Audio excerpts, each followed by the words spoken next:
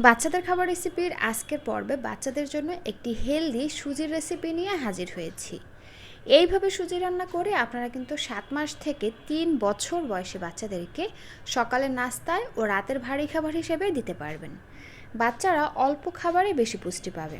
সেই সাথে এই সুজির রেসিপিটি বাচ্চারা কিন্তু সহজে হজম করতে পারবে এবং মজা করে খাবে।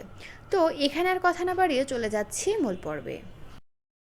সরাসরি চলে আসলাম চুলায় একটা প্যান দিয়ে তার মধ্যে দিয়ে দিচ্ছি সামান্য একটু রান্নার তেল। এখানে রান্নার তেলের পরিবর্তে আপনারা ঘি অথবা বাটারও ব্যবহার করতে পারবেন।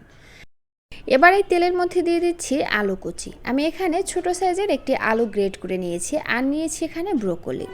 শীতের সময় ব্রোকলিটাকে একটু হালকা সিদ্ধ করে ফ্রোজিং করে রেখেছিলাম, আর ব্রোকলিটা আমার বাচ্চা খুব পছন্দ করে, এজন্যই আসলে রাখা, সেখান থেকেই আসলে এইটুকু নেওয়া। আপনারা এখানে আলুর পরিবর্তে চাইলে কিন্তু গাজর ব্যবহার করতে পারেন। গাজরটাকে এরকম গ্রেটারের সাহায্যে গ্রেট করে দিয়ে দিবেন। সেই ক্ষেত্রে হবে কি, খাবারটি কালারফুল হবে, আরও অন্য অন্য পুষ্টিগুণ যুক্ত হবে। আমার ঘরে আসলে গাজরটা শেষ হয়ে গেছে, তো যাই হোক, এরপরে আমি এখানে 1 চিমটি হলুদ আর স্বাদ অনুযায়ী লবণ দিয়ে দিচ্ছি এবং দিয়ে দিচ্ছি সামান্য একটু গোলমরিচের গুঁড়া। গোলমরিচের গুঁড়াটা অপশনাল, আপনার বাচ্চা যদি গোলমরিচ খেতে না পারে, অর্থাৎ ঝাল খেতে না পারে, সেই ক্ষেত্রে এখানে গোলমরিচটা স্কিপ করে যাবেন। আর 1 বছরের নিচের বাচ্চাদের ক্ষেত্রে আপনারা এখানে লবণটাও বাদ দিয়ে দেবেন। তবে যে সকল বাচ্চারা লবণ ছাড়া খাবার একেবারেই খেতে চায় না, তাদের ক্ষেত্রে স্বাদ অনুযায়ী ব্যবহার করবেন। তো এরপরে হচ্ছে নেড়ে চেড়ে এই সব কিছুকে খুব ভালো করে ভেজে নিব। ততক্ষণ পর্যন্ত ভেজে নেব যতক্ষণ না পর্যন্ত এর এক্সট্রা যে গায়ের রসটা আছে সেটা শুকিয়ে ভাজা ভাজা হয়ে আসে, ততক্ষণ পর্যন্ত। তো যখন ভালোভাবে ভাজা হয়ে আসবে, এই পর্যায়ে আমরা এর মধ্যে সুজি দিয়ে দিব। আমি এখানে কেনা সুজিটা ব্যবহার করেছি। আপনি আপনার বাচ্চাকে যে সুজি খাইয়ে অভ্যস্ত সেই সুজিটাই এখানে নিয়ে নেবেন। তো এবার সুজিগুলোকেও আমি আরও 1-1.5 মিনিটের মতন ভেজে নিচ্ছি।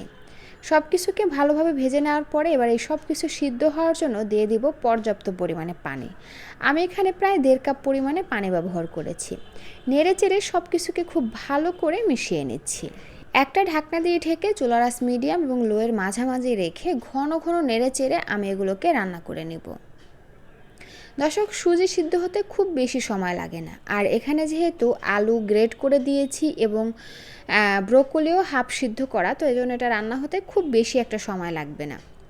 তো এই তো ঢাকনা দিয়ে ঢেকে ঢেকে আমি সব কিছুকে খুব ভালোভাবে সিদ্ধ করে নিয়েছি, আর এখন কিন্তু পারফেক্ট ঘনত্বে রয়েছে। এই পর্যায়ে আমি চুলা থেকে নামিয়ে নিচ্ছি, কারণ সুজি এগুলা কিন্তু ঠান্ডা হয়ে গেলে অনেকটা ঘন হয়ে আসে।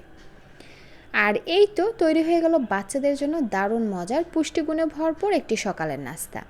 বাচ্চাদেরকে শুধু লবণ দিয়ে সুজি রান্না করে না খাইয়ে এভাবে পুষ্টিকর উপায়ে সুজি রান্না করে খাওয়ান। এতে যেমন বাচ্চা মজা করে খাবে, সেই সাথে বাচ্চার শরীরে বিভিন্ন পুষ্টি চাহিদা পূরণ হয়ে যাবে।